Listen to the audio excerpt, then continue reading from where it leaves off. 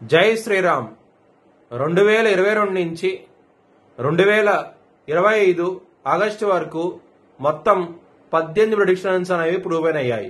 ఇవన్నీ కింద డిస్క్రిప్షన్లో ఇవ్వడం జరుగుతోంది.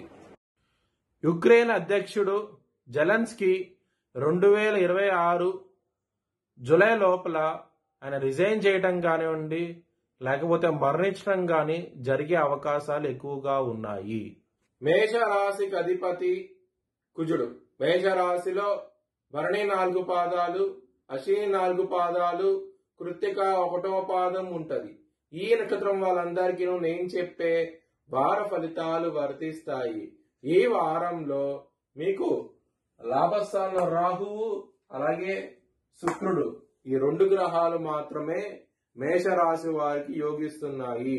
మిగతా గ్రహాలు వ్యతిరేకత ఫలితాలు ఇస్తున్నాయి. దానికోసమై మీరు నల్ల నువ్వులు దానం చేయండి. దాని మూలంగా మీకు మంచి ఫలితాలంటూ ఉంటాయి. ఈ ఆదివారం రోజున మహాలయ అమావాస్య ఉన్నది. ఆ రోజున బ్రాహ్మణుడికి నల్ల నువ్వులు దానం చేయండి, మీకు మంచి ఫలితాలు ఉంటాయి. ఇలాంటి శని ఉన్నది మీకు. శని గారు 12వ స్థానంలో ఉన్నారు. దాని మూలంగా మీకు నష్టాలను ఎక్కువగా చూస్తూ ఉంటారు. ఈ వారంలో కొంచెం జాగ్రత్తగా ఉండండి.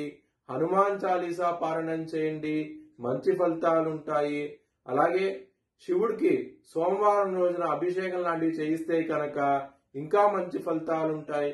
ఎందుకంటే మిగతా గ్రహాలన్నీ వ్యతిరేకత ఉన్నాయి కాబట్టి శివుణ్ణి ఆరాధించండి, మంచి ఫలితాలంటూ ఉంటాయి. సోమవారం రోజున బుధవారం రోజున కనుక మీరు ఏమైనా పనులు స్టార్ట్ చేయాలనుకుంటే కనుక మంచి ఫలితాలు ఉంటాయి. అలాగే శనివారం పూట ఏమైనా స్టార్ట్ చేయాలనుకుంటే కనుక వ్యతిరేకత ఫలితాలు ఉంటాయి. కొంచెం జాగ్రత్త తీసుకోండి. ఈ రోజుల్లో మాత్రం మీకు ఫ్యామిలీ పరంగా మాత్రం ప్రాబ్లమ్స్ అనేవి ఉంటాయి. ఎందుకంటే కుటుంబాధిపతి అయిన శుక్రుడు కలిసి కేతుతోనూ చంద్రుడితోనూ మరియు రాహుగా దృష్టి శుక్రుడి మీద పట్టడం ఇలాగా ఇబ్బందికరంగా ఉంది కాబట్టి ఫ్యామిలీ పరంగా కొంచెం ప్రాబ్లమ్స్ ఉంటాయి. ముఖ్యంగా 3వ వ్యక్తి మూలంగా ప్రాబ్లమ్స్ వస్తాయి.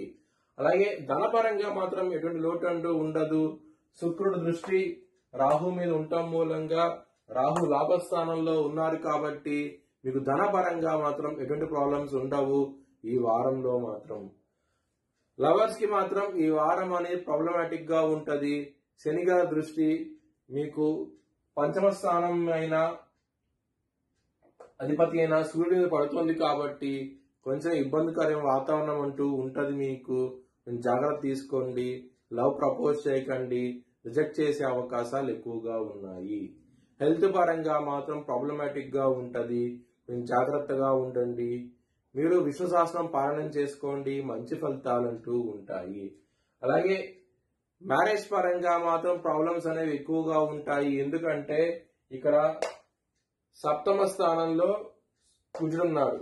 కుజుడు స్వాతి నక్షత్రం మీద రాబోతున్నాడు 25వ తారీఖు నుంచి. 25వ తారీఖు వరకు కొంచెం జాగ్రత్తగా ఉండండి. 25వ తారీఖు నుంచి కొంచెం బెటర్మెంట్ వచ్చే అవకాశం ఉంటది. చంద్రుడు కూడా కుజుడితో కలుస్తాడు కాబట్టి కొంచెం ఇంప్రూవ్మెంట్స్ అంటే చూస్తారు మ్యారేజ్ పరంగా మాత్రం. అలాగే బిజినెస్ పరంగా మాత్రం ప్రాబ్లమాటిక్ గా ఉంటది. కొంచెం జాగ్రత్త తీసుకోండి. ముఖ్యమైన డెసిషన్స్ తీసుకోకండి, ఇబ్బంది పడే అవకాశం ఉన్నది. కెరియర్ పరంగా మాత్రం మీకు ఎటువంటి లోటు అంటూ ఉండదు. మీ భవిష్యత్ వివరాల కోసమై హెచ్ఎల్ఎన్ జ్యోతిష్యాలను సంప్రదించండి. Please like, share and subscribe my channel.